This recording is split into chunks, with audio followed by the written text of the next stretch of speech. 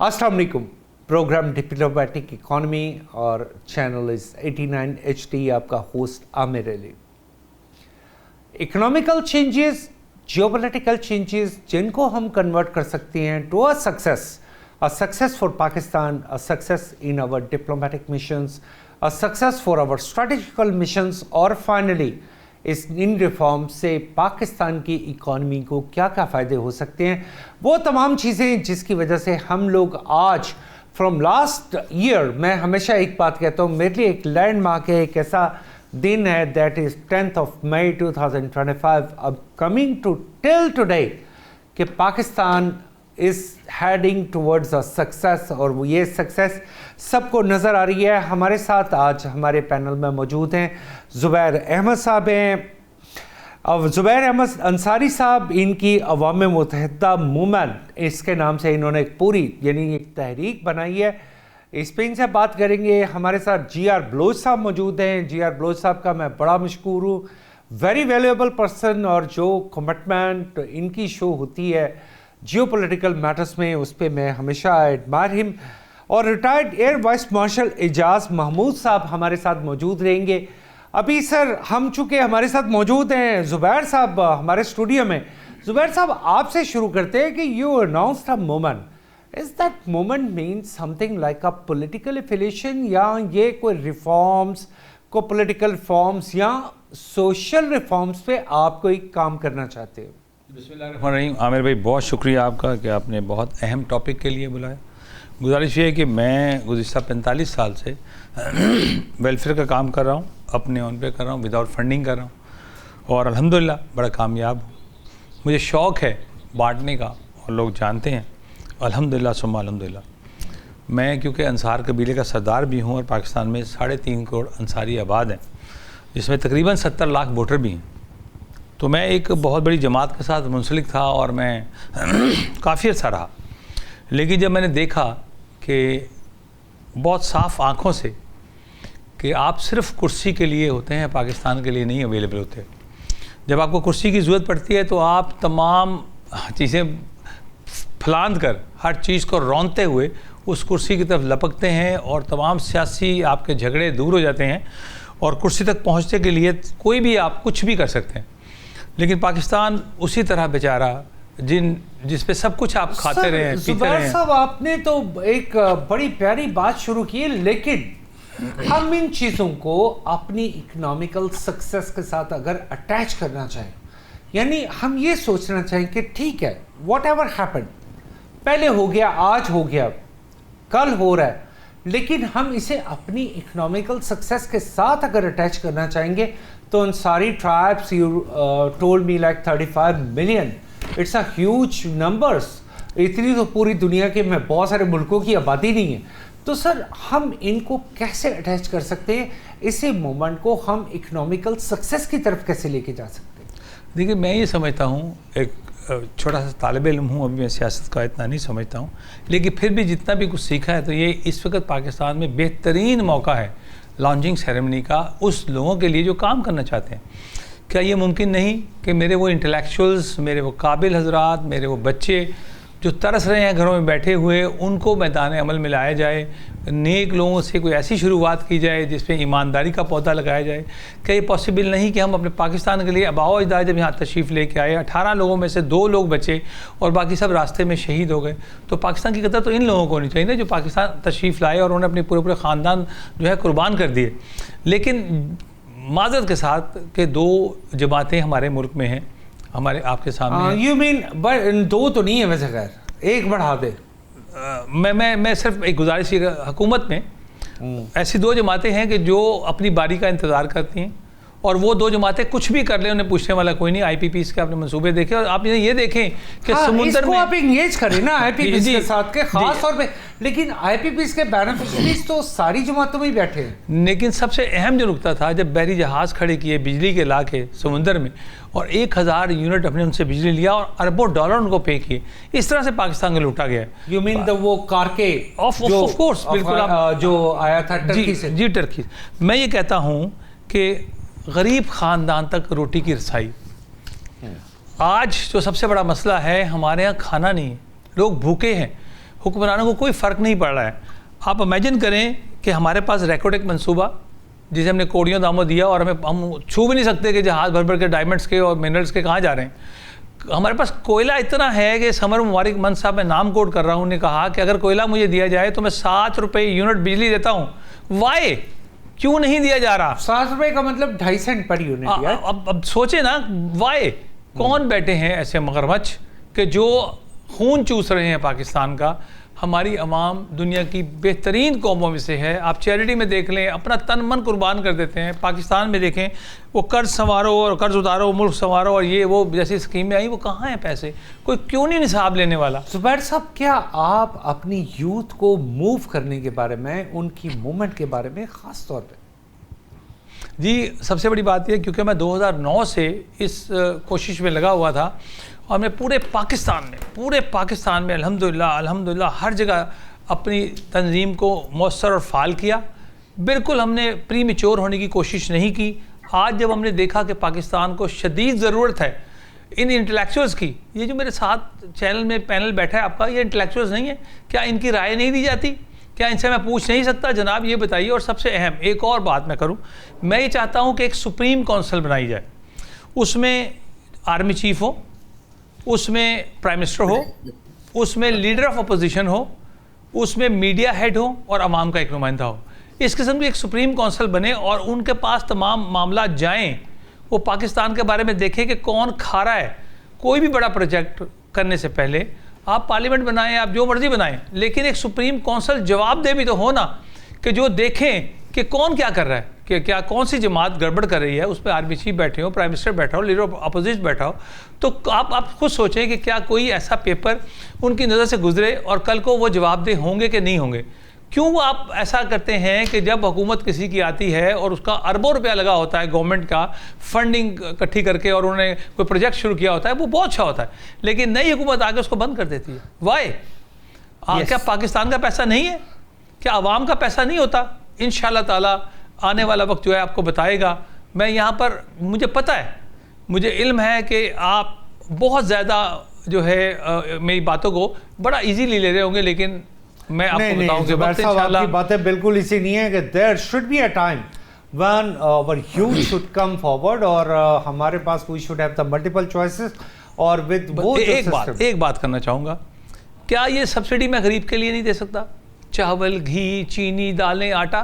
اگر میں ایک بجٹ مخصوص کر دوں اور میں غریب کے گھر کے چاول 50% پہ پرائز دے آؤں تو کیا آپ نہیں سمجھتے ہیں 20 جہاز پیٹرول کے آپ کو ملے ہیں، 20 جہاز.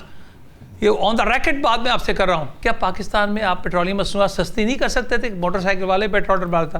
تو یہ ان سے جان چھڑانے کا وقت ہے اور انشاءاللہ تعالیٰ آپ دیکھیں گے کہ بارش کا پہلا قطرہ ہی صحیح، چھوٹا سا پودا ہی لگا رہا ہوں نا، یہ ایک دن تناور درخت بنے گا اور مجھے امید ہے کہ بہت جلد بنے گا انشاءاللہ. بہت شکریہ زبیر صاحب.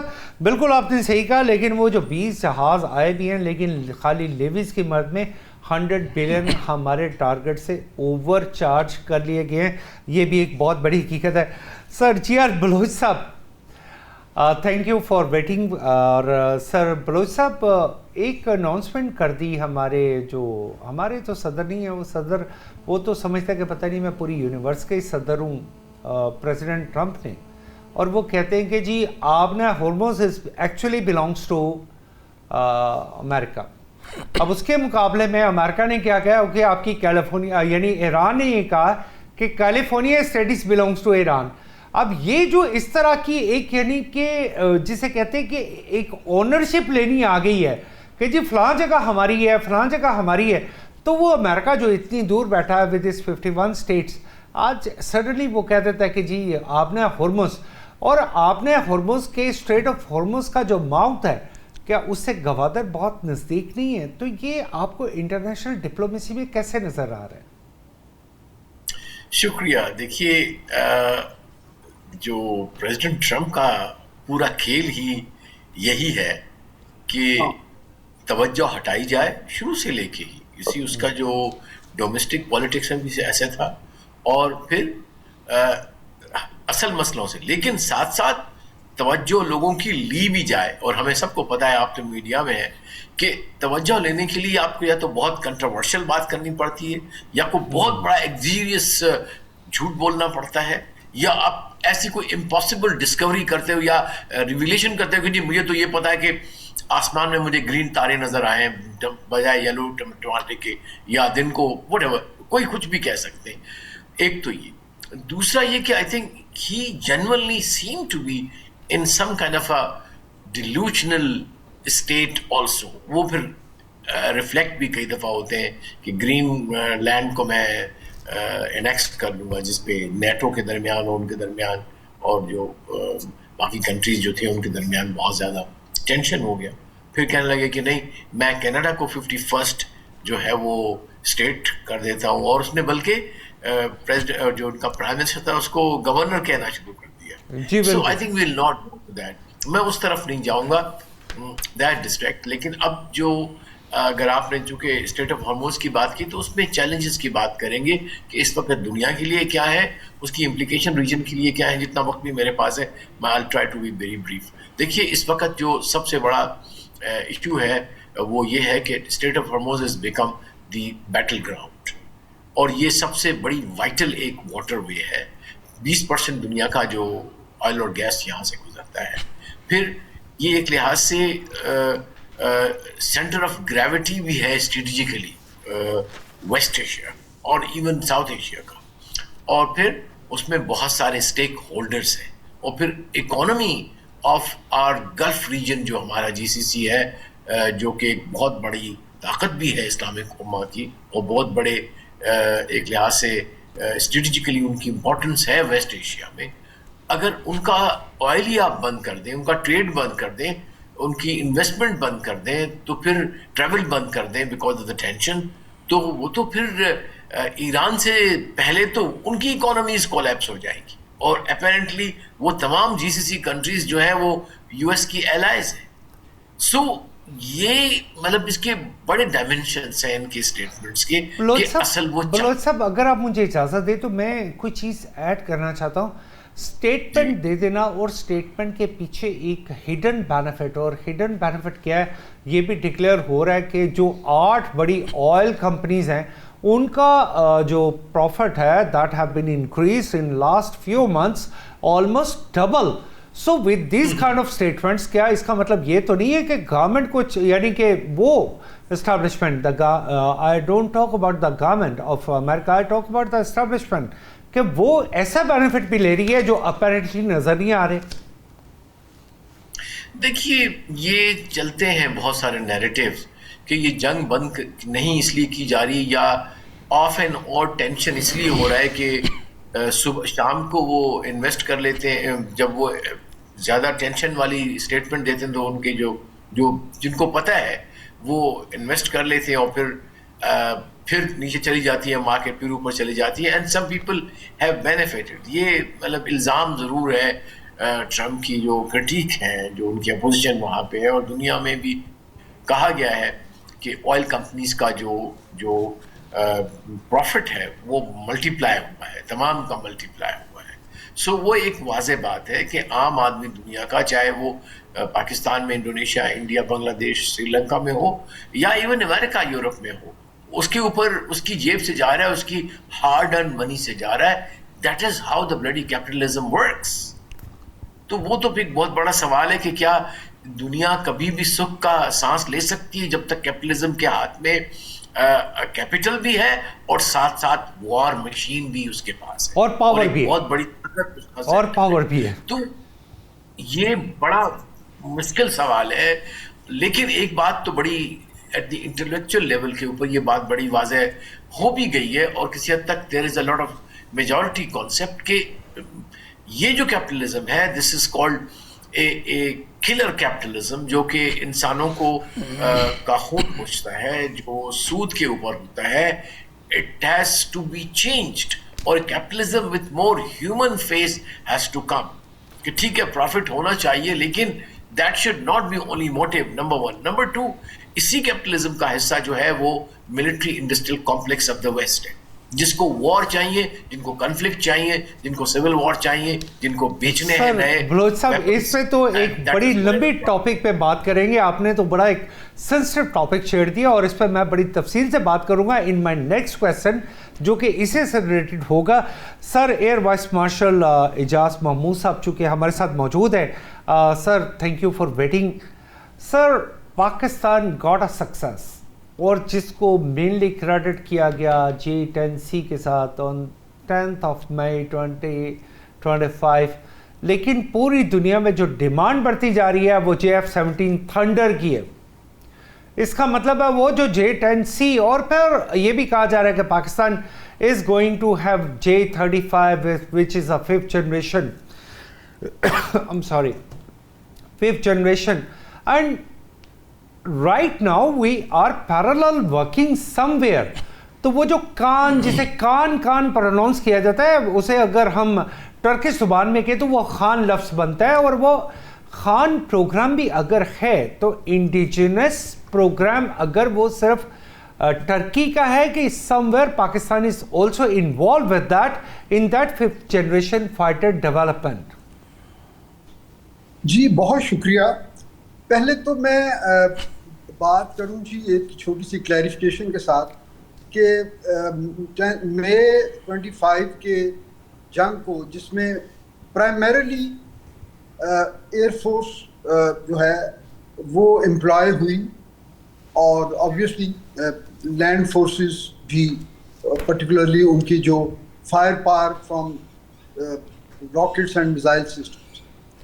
لیکن اس پوری جنگ کا اگر ہم ایئر پاور کے حوالے سے کریڈٹ دیں جو کہ ایکچولی ایک ملٹی ڈومین آپریشن تھا, اور اس میں بہت سارے اقسام کے جہاز جس میں J-10C بھی یقیناً ان کا اپنا ایک رول ہے, JF-17 کا اپنا رول ہے, اور کچھ اور جہاز بھی, اور پھر ان کے ساتھ جو فورس ملٹی پلائرز تھے ہمارے ایویکس ہوں یا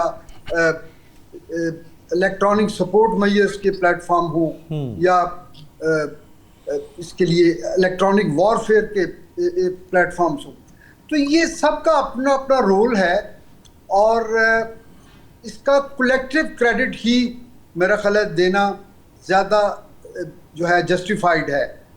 باقی آپ کا سوال یہ کہ JF-17 دیکھیے جس وقت یہ جنگ ہوئی اس وقت ہمارا جو تھرڈ بلاک 3 تھا وہ بالکل اس وقت پہلی بار امپلائی ہو رہا تھا کامبیٹ میں, اور پھر وہ ایک ہمارا ایور ایوالونگ انڈیجنس پروگرام ہے JF-17 کا, تو اس کی جو ریلائبلٹی اور جنگ میں امپلائمنٹ کے بعد اس کی کریڈیبلٹی جو ہے وہ بہت زیادہ ہو گئی ہے. یقیناً ابھی آپ نے ففتھ جنریشن وارفیئر کان ایئر کرافٹ کی ہم بات کر رہے ہیں. یہ دیکھیں پاکستان اپنا ایک اسٹیلتھ ایئر کرافٹ پروگرام لے کے چل رہا تھا, ٹرکی کا اپنا ایک پروگرام تھا, اور پھر ہم نے ایک کولیبریشن ڈیولپ کی. سر کوئی یہی میرا کوشچن اس پارٹ آف دیٹ جو آپ رپلائی کریں کہ there is some integration between Pakistan and Turkish کام ہے. جی کولیبریشن تو ہے, لیکن کن ایریاز میں ہے اس پروجیکٹ کے اور اس میں کس تناسب سے ہے, probably at this stage I am not qualified to give any comments here. لیکن بہرحال it is a reality, اور انشاءاللہ آنے والے دنوں میں ہمیں اس نئی ڈیولپمنٹ کے حوالے سے قوم کو خوشخبری کا انتظار رہنا چاہیے. لیکن اس کے ساتھ ساتھ میں پھر ایک چیز ریپیٹ کروں گا کہ یہ تو وارفیئر کا ایک حصہ ہے کہ آپ نئی ٹیکنالوجیز ڈیولپ کرتے ہیں یا نئی ٹیکنالوجیز ایکوائر کرتے ہیں, لیکن اس کے ساتھ ساتھ پیرلر میں ہماری جو مسلح افواج ہیں خاص طور پر وہ ان کی میں اگر بات کروں تو ہم آج کے ایکوپمنٹ کے ساتھ جنگ لڑنے کو اس کے لیے بھی تیار رہتے ہیں, اپنی فورسز کو ہائی اسٹیٹ آف الرٹ میں رکھتے ہوئے.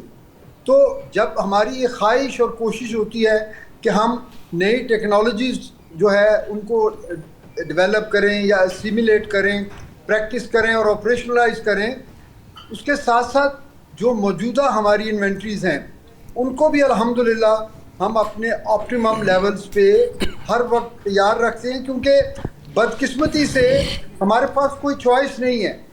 ہمارا دشمن آج تک اس نے نہ تو دل سے پاکستان کو تسلیم کیا اور نہ ہی ان سے پاکستان کی کوئی سکسیس یا پاکستان کی کوئی نیک نامی. سر لیکن ایئر مارشل صاحب، ایئر وائس مارشل صاحب، ہم اگر کمپیئر کرتے ہیں تو with that limited budget Pakistan کا $10 بلین آلموسٹ، اس کے تھوڑا آگے پیچھے کوئی 10.6 کی فگر آ جاتی ہے، 9.8 بلین کی، اینڈ کمپیئر ود دیٹ اتنا بڑا ڈیفنس بجٹ آف انڈیا اور ود 86 بلین اور اس کو بھی وہ انکریز کریں، تو ایسا نہیں ہے کہ Pakistan have really did something very great to encounter with that monopolistic system. میں اس کا ورڈ یوز کیا ہے، مونوپولسٹک سسٹم، جو کہ کہا گیا کہ جی ہمارے پاس اگر رافیل ہوتے تو پاکستان 2019 میں ایسا نہیں کر سکتا تھا، لیکن پاکستان نے پھر کر کے دکھا دیا.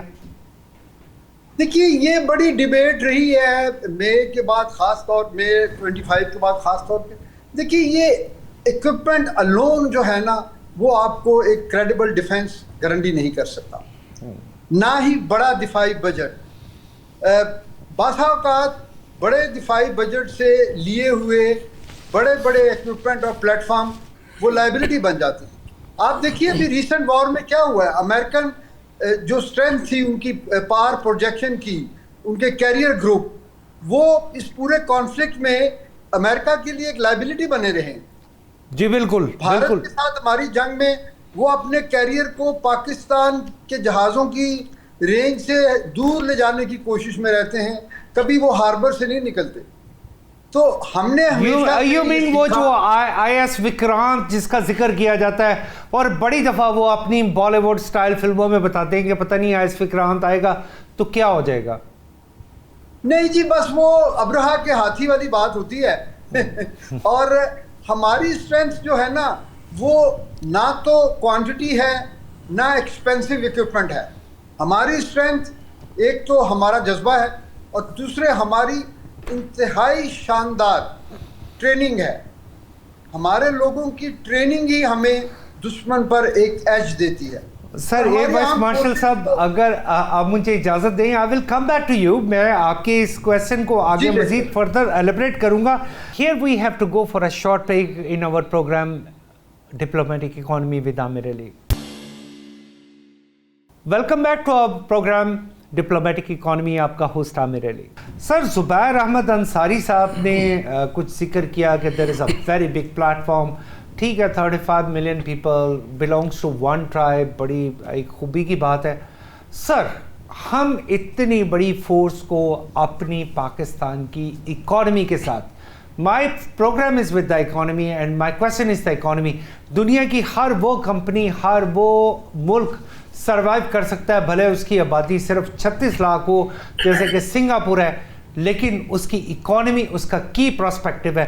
سر واٹ آر یور پروگرامس؟ اگر آپ ایک مومنٹ بناتے ہیں تو with in being like Ansari that tribes, آپ نے جیسے ذکر کیا کہ اس کو ہم ایکسپینڈ کرتے ہیں پورے پاکستان کے لیے، what do you program, what does kind of program do you have؟ سب سے بڑی بات تو یہ ہے کہ بہت اچھی باتیں مجھے سیکھنے کو ملی ہیں. گزارش یہ ہے کہ سب سے پہلے اپنے ملک سے بے ایمانی کا کلچر ختم کرنا ہوگا. ہمارے ملک میں رب کائنات نے ہر چیز سے ہمیں نوازا ہے. آپ نے دیکھا کہ ہم نے کس طرح ہندو بنیے کو ایک سالار جنرل عاصم منیر نے اس ملک میں جو جذبہ پھونکا ہے. آپ دیکھیں کہ ہمارے شاہینوں نے کس طرح سے رافیل گرائے اور دنیا میں پاکستان کی دھاک بٹھائی. اس سے پہلے تو ہم ڈیفالٹ ہونے جا رہے تھے.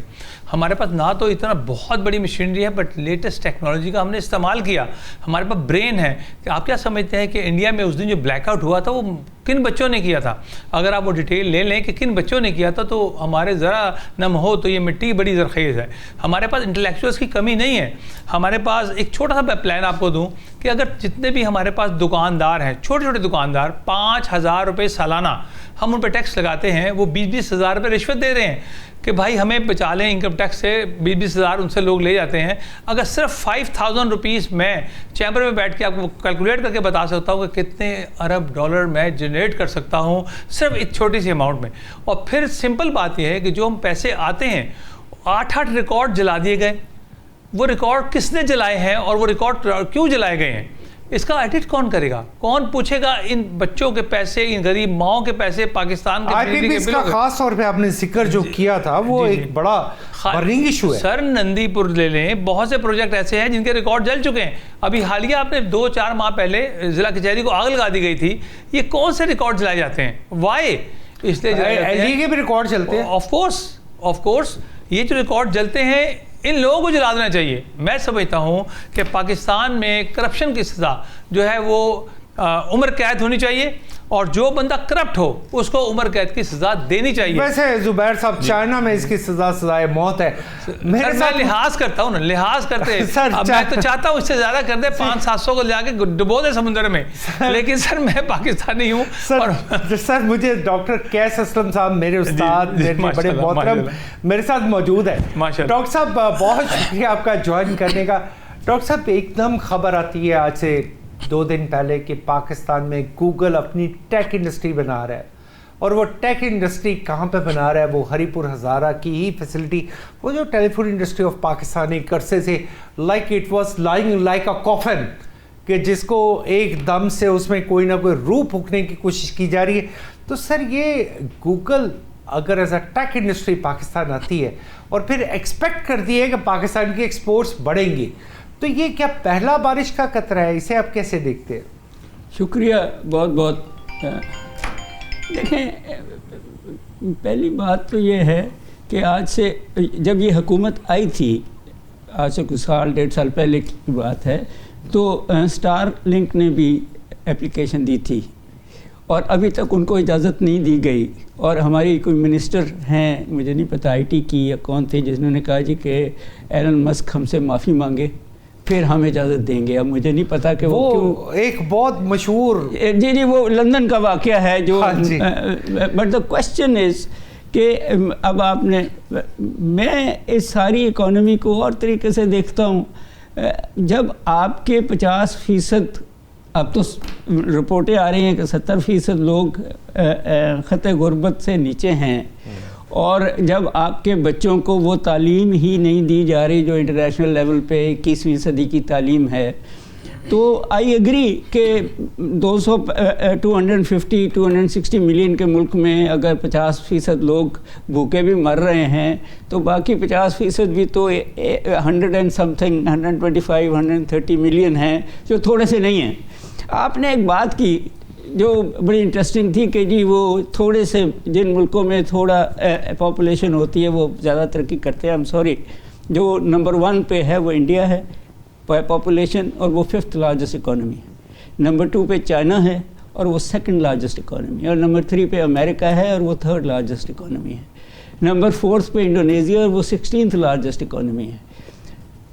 سوال اکانومی لوگوں کا نہیں ہے، سوال کوالٹی آف دیٹ پاپولیشن ہے کہ وہ کتنے پڑھے لکھے ہیں، کتنے ٹیکنالوجیکلی ایڈوانس ہیں. آپ انڈسٹریلسٹ ہیں. سنگاپور کی ایک بڑی سارا امریکہ، ہانگ کانگ، امریکہ اور یورپ تو ہمارے جیسے ملکوں سے برین ڈرین کر لیتا ہے.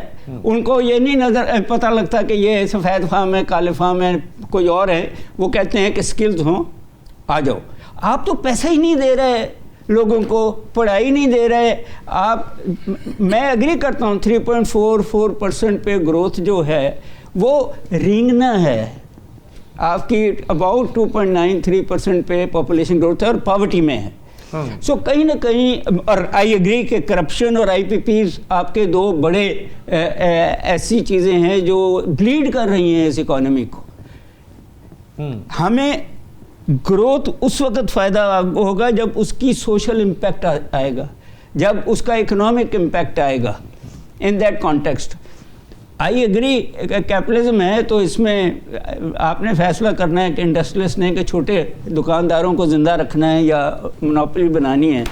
آپ نے فیصلہ کرنا ہے کہ آپ کی انڈسٹری جو ہے، جو گوگل کی آپ نے بات کی کہ آپ کی اگر انڈسٹری کاسٹ ان افیکٹو ہے تو پھر انٹرنیشنل کمپنیاں ہیں جن کے پاس پیسہ بھی ہے, جن کے پاس ٹیکنالوجی بھی ہے, جن کے پاس نو ہاؤ بھی ہے, جو آپ کے برینز کو امپلائی بھی کر سکتی, وہ آ جائیں گی. وہ ہزارہ میں لگائیں یا ایبٹ آباد میں لگائیں یا کراچی میں لگائیں, وہ تو وہ فیصلہ کریں گے نا جی. سوال جو آپ کا ہے اس کا آنسر یہ ہے کہ کمپٹیشن کرائیے, چائنیز کمپنیز کا بھی اور امریکن کمپنیز کا بھی اور اپنی کمپنیز کا بھی, اور یو ول فائنڈ آؤٹ جو سب کہہ رہے ہیں کہ آپ کے اپنے ملک میں بھی ایسے لوگ ہوں گے. میں ڈاکٹر صاحب بالکل آپ کی بات سے ایگری ہوں کہ دنیا میں بے شمار پروڈکٹ ہے, دنیا کا سب سے بڑا ایکسپورٹر ہے ٹوائلٹریز پروڈکٹس کا چائنا, اس کے علاوہ موبائل فون کا, اس کے علاوہ ٹائلز کا, یہ بہت ساری چیزوں کا. لیکن میں آپ لوگوں کو یہ بتانا چاہتا ہوں کہ چائنا اس کا سب سے بڑا بائر بھی ہے. امریکن اسٹینڈرڈ, بیلونی, پوٹا, یہ وہ تمام پروڈکٹ ہیں کہ جو چائنا ان کا سب سے بڑا بائر بھی ہے. اور اگر یہ دنیا میں کمپنیز سروائیو کر گئی ہیں تو اس کی بہت بڑی ریزن چائنا بھی ہے. سر مجھے سر بلوچ صاحب کی طرف جانا پڑے گا. سر جی آر بلوچ صاحب, ایک بڑا impact for the shortage of the petrol, لیکن ایک دن آتا ہے کہ پرائم منسٹر صاحب ایک فیصلہ لیتے ہیں اور وہ کہتے ہیں جی علی پرویز ملک صاحب آپ تشریف لے کے جائیں کراچی, اور کراچی میں جا کے ان ریفائنریز سے بات کریں, اور انہی ریفائنری سے بات کرنے کے فوراً بعد کیا امپیکٹ آتا ہے کہ پتہ چلتا ہے کہ ڈیزل تو پاکستان کی لوکل پروڈکٹ ہے, اس کی پرائس میں ایک لمبی شارٹ یا ایک لمبا گیپ آ جاتا ہے 8-9-10% تک. تو وہ ریفائنریز جو کہ اگر یہ کر سکتی تھی اور جو نہیں کر رہی تھی, کیا وہ پاکستان کا خون نہیں نچوڑ رہی تھی یا ہماری عوام کے ساتھ زیادتی نہیں کر رہی تھی؟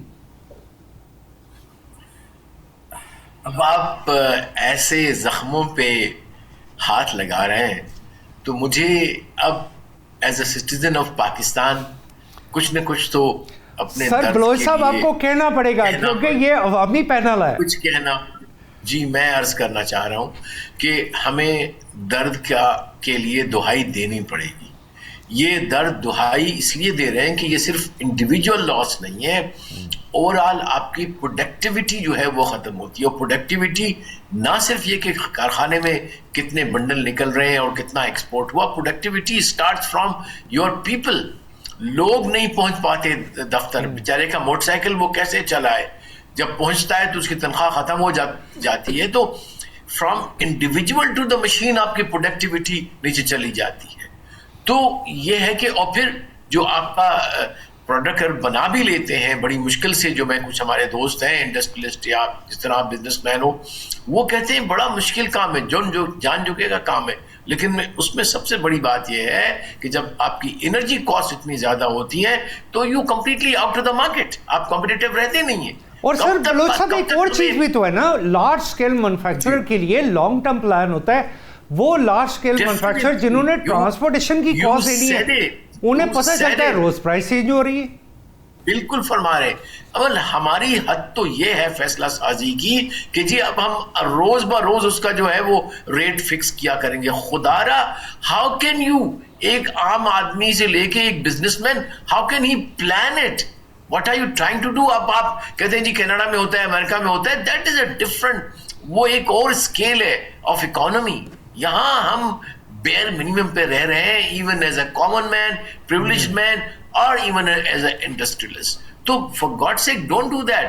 آپ جو ہے فیصلے کریں اور درست فیصلے کریں, اور ایک عام آدمی کو بھی سامنے رکھیں, انڈسٹریلسٹ کو بھی سامنے رکھیں. دیکھیے سر مسئلہ یہ ہے نا کہ there is a huge disconnect between the people سے مراد broader people and the people who have the power, that is the politicians ہیں, چاہے institutions ہیں, ہمیں کہنا پڑے گا. وہ جب تک کہ پوچھیں گے نہیں, صرف ہمیں بتانے کے لیے آئیں گے کہ آج سے میں نے یہ فیصلہ کر لیا ہے, فیڈ بیک نہیں لیں گے. ہم اور آپ جو باتیں کرتے ان کو وہ کبھی سنتے بھی نہیں ہیں, وہ میرے خیال ہے پتہ نہیں وہ سوئچ آف کر دیتے ہیں, اس کو کچھ اور دیکھ رہے ہوتے ہیں. تو ہماری جو آواز جو دل سے نکلتی ہے اس کو سنیں خدا را, کہ عام آدمی مر رہا ہے. اب آپ کو جب تک घर ठीक नहीं करेंगे, सर असल स्टेक होल्डर तो बलोच साहब वो बिजनेस पीपल हैं कि जिनके बारे में, जो बिजनेसमैन है जिन्हें आज तक मेन स्ट्रीम में नहीं लाया गया। Citizen of Pakistan, every citizen of Pakistan is a stake holder. मैं ये भी कहता हूं कि अगर कोई फैक्ट्री में 2000 मजदूर हैं तो एक मजदूर भी वो स्टेक होल्डर है, क्योंकि उसकी लिविंग जो, बल्कि इज मच बिगर, उस बिजनेसमैन के पास 10 और कारखाने होंगे। Sir it is a mechanism. Sir मुझे जरा आगे चलना पड़ेगा। सर एजाज महमूद साहब, retired air vice marshal Ejaz Mahmood साहब, एक एग्रीमेंट होता है कवैत के साथ, और ये कहा जाता है it's an agreement for $20 billion, although many clauses are not revealed. क्या ये जो एग्रीमेंट फॉर $20 billion का हुआ है, is that going to impact the economy, the mainstream economy of Pakistan? इससे हम सब लोगों को कोई फायदा हो सकता है? देखिए, कोई भी एग्रीमेंट हो जिसमें हमारे मुल्क की तरफ से सर्विसेज हो या कोई प्रोडक्ट हो, अगर वो मटीरियलाइज हो जाता है और उसमें ट्रांसपेरेंसी रहे हो, कोई भी प्रोजेक्ट हो, तो उसका अल्टीमेट बेनिफिशियरी तो पाकिस्तान खुद है। सर इजाज़ साहब, इसमें तो एक क्लॉज भी डाल दी गई कि इसका थर्ड पार्टी ऑडिट नहीं होगा, ये रिवील भी नहीं किया जाएगा, कॉन्ट्रैक्ट को भी रिवील नहीं किया जाएगा। ये तो पब्लिकली तो सिर्फ इतनी बात कही गई है। अब देखिए, इस तरह की चीज़ें फिर मौका देती हैं लोगों को नेगेटिवली क्रिटिसाइज करने का लिए। मेरे ख्याल में ठीक है, कुछ नॉन डिस्क्लोजर क्लॉजेस होती हैं, लेकिन फिर भी उस पे इन कैमरा जो है ब्रीफिंग हो सकती है पार्लियामेंटेरियंस की, या एटलीस्ट उस सेलेक्ट ग्रुप की जो अवाम को और रियासत को रिप्रेजेंट करते हैं। तो इसको हमें देखिए, अभी आज हमारी पूरी डिस्कशन जो है, अगरचे वो इकोनॉमिक्स पे है, लेकिन आप ये देखिए कि हमेशा यही सवाल आता है कि हमारी पिछले 1.5 साल से पूरी दुनिया में डिप्लोमेटिक फ्रंट पे, सिक्योरिटी फ्रंट पे हमारी बहुत पजीराई हो रही है। बिल्कुल, कोई दुनिया में ऐसी जो है जगह नहीं है, कोई ऐसा फोरम नहीं है जहां पर सिक्योरिटी की बात हो, अमन की बात हो और पाकिस्तान का जिक्र ना हो। अब इतने बड़ी कामयाबियों के साथ अगर हमारे घर में लोगों का रहना जीना मुश्किल है, तो उस सारी इज्जत शान वकार का फ़ायदा क्या है? असल तो देखिए, ये सस्टेनेबल भी नहीं होता कि आप अपनी फॉरेन पॉलिसी या अपनी सिक्योरिटी, नेशनल सिक्योरिटी पॉलिसी को सस्टेन कर सकें अगर आपकी इंटरनल स्टेबिलिटी नहीं है। और जब हम इंटरनल स्टेबिलिटी की बात करते हैं, उसमें पॉलिटिकल स्टेबिलिटी और इकोनॉमिक स्टेबिलिटी, ये दोनों एक दूसरे को कॉम्प्लीमेंट करती हैं। जो यूएसएसआर था, क्या उसके पास तो बहुत वेपन्स थे, उनके पास तो दुनिया का दूसरा बड़ा stock pile nuclear strategic assets का भी था, लेकिन अल्टीमेटली उनका सोशल अनरेस्ट और इकोनॉमिक इनएफिशिएंसीज जो हैं, उन्होंने उनको तबाह किया। सर बिल्कुल इजाज़ साहब, आपने बड़ा वो पॉइंट किया कि वो कंपेटेबिलिटी नहीं बन पा रही थी, जिसकी वजह से एक सोशल अनरेस्ट आया और उसने पूरे उस सिस्टम को, जो कि ज़ार रूस ने पता नहीं कितनी मेहनत के साथ बनाया था। बट एनीवे, सर जुबैर साहब, आपने एक बड़ी प्यारी बात की है और उसमें आपने कहा कि पाकिस्तान में पॉलिसीज़ ऐसी बन रही हैं या कुछ ऐसी जमातें, तो सर ये कोई ऐसे आइकॉन्स नहीं बन रहे कि जिनको हम ये कह सकते हैं कि आइकॉन्स नहीं है, बल्कि ये एक ड्रैकोला टाइकून्स है जो सिर्फ पाकिस्तान की इकॉनमी पे पंजे गाड़ के बैठे हैं और हम इन्हें हिलाने के काबिल नहीं हैं। सर 2-3 बातें बड़ी अहम मैं करता चलूँ। जी जी। सबसे बड़ा नुक्ता है हमारी दीन से दूरी। कुरान करीम ने ये कहा कि यहूद व नसारा हमारे दोस्त नहीं हो सकते, ट्रंप हमारा दोस्त है। अब ट्रंप की माने या कुरान करीम की माने, हमें ये कहा गया इल्म हासिल करो चाहे तुम्हें चीन जाना पड़े। आज चीन बाएं फैला के हमारे लिए मुंतज़िर है हमारा, लेकिन हम दाएं बाएं देख रहे हैं। اور ہمیں مسلمانوں کو آپس میں انتشار اور آپس میں ایک دوسرے جھگڑا دیکھیں نا, UAE کہاں ہمارے ساتھ کھڑا ہوا کرتا تھا, اور آج صورتحال دیکھیں کیا بنا دی یہود و نصارہ نے. آپ یہ دیکھیں کہ ہم نے مسلم نیٹو کی بنیاد تو رکھ دی الحمدللہ. کیا سب کچھ عاصم منیر نے ہی کرنا ہے؟ کہ ہر کام پاک فوج کا ہی ہے کہ وہی لڑے بھی, وہ خارجہ پالیسیاں بھی بنائیں, اور یہ جو لوٹ کھسوٹ کرنے والے ہیں اس ملک میں گھس بیٹھ جائیں, اور جب برا وقت آئے تو پاکستان چھوڑ کے بھاگ جائیں؟ پاکستان کے اندر سے تبدیلی لانا ہوگی, پاک فوج کو مضبوط کرنا ہوگا. پاکستان کا وہ نوجوان جو ایماندار ہے, وہ انٹلیکچوئلز جو میرے ساتھ ٹی وی پہ بیٹھ کے باتیں کر رہے ہیں, ان سب کو ایک جگہ پہ ایک پلیٹ فارم پہ اکٹھے کر کے پاکستان کی سلامتی اور بقا کے لیے کام کرنا پڑے گا. سب سے ایک اور بڑی بات ہے کہ ہم جناب ڈیفالٹ ہونے جا رہے تھے, تب بھی عاصم منیر بچانے آ گیا. تیسری ایک اور بہت سے نقطے ایسے ہیں جس میں بات کرنا چاہتا ہوں.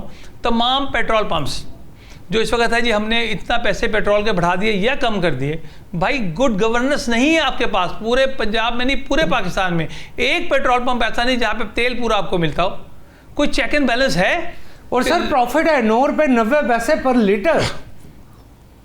جو پروفٹ ہے وہ 9 روپے 90 پیسے پر لیٹر. اتنا پروفٹ ہونے کے باوجود کوئی ایک پمپ, یہ ہے آپ کی گڈ گورننس. اب سب سے بڑی بات ہے, چین نے ہمیں $30 کروڑ دیے تھے گوادر کے لیے, ایئرپورٹ کے لیے. آپ مجھے یہ بتائیے کیا ہم تاجکستان اور روسی ریاستوں سے پیٹرول لا کے اپنے گوادر میں رکھ کے چائنا کو سپلائی نہیں کر سکتے؟ دنیا میں فروخت نہیں کر سکتے؟ ہمارے پاس بہت بڑا ویژن ہے. انڈیا اور امریکہ کبھی نہیں چاہتے. زبیر صاحب اس پہ بالکل بڑی تفصیل سے بات ہو سکتی ہے, لیکن چونکہ پروگرام کا تھوڑا سا ڈاکٹر قیس اسلم صاحب, ڈاکٹر قیس صاحب کوئی خوشخبری بھی ایک آئی ہے کہ پاکستان کو فنچ کی ریٹنگ میں, گلوبل سورسز کی ریٹنگ میں, موڈیز کی ریٹنگ میں B+ کیٹیگری کر دیا گیا, یعنی کہ وی آر امپروونگ. ایک وقت ایسا بھی تھا 3 سال پہلے کہ ہم C- تھے, پھر C+ ہوئے, B- ہوئے, اب B+ ہو گئے. تو آپ اکنامکلی سمجھتے ہیں it will impact us in a long way? Technically it should impact. سوال 2 ہیں. پہلی بات تو یہ ہے کہ ہاں ہماری جو کیپٹلسٹ سیکٹر ہے, لارج اسکیل انڈسٹری ہے, ہمارے جو یونیورسٹیز ہیں, ہمارے اور بہت سارے مینوفیکچرنگ سیکٹرز ہیں, they are performing very well. 30 billion کا آپ کا ایکسپورٹس ہے, اس سے آگے نہیں جا رہا کیونکہ آپ ابھی بھی پرانی فلاسفیز پہ, اکنامک فلاسفیز پہ. مگر دوسری بات یہ ہے کہ یہ ریٹنگ اچھی بات ہونے کے باوجود 1.6 بلین سے زیادہ ہماری فارن انویسٹمنٹ اس ملک میں نہیں آئی, ڈائریکٹ انویسٹمنٹ. اور فارن ڈائریکٹ انویسٹمنٹ جی, اور اس میں بھی زیادہ تر چین کی ہے, جو CPEC کے through and such. Under the second phase of CPEC. ابھی بھی آپ جب ثالث بنے اور امن کرنے کی کوشش کی اور کی بھی, اور پذیرائی بھی ہوئی, تو آپ ایجپٹ کی طرح امریکہ کو کہہ سکتے تھے جی کہ ہمارے قرضے معاف کر دو. ٹرکی نے بھی کہا. آپ نے یہ نہیں کہا, آپ نے کہا جی $10 بلین ہمیں اور دے دو. بالکل صحیح. تو آپ کی اپنی ویژن کا بھی تو ایشو ہے نا جی. سارا وہ جو ایک پنجابی کا ہے کہ جی کوئی شہر دے لوگ بھی ظالم سی, کوئی مرندہ شوق سانوں بھی سی, اور سانوں بہت ہے.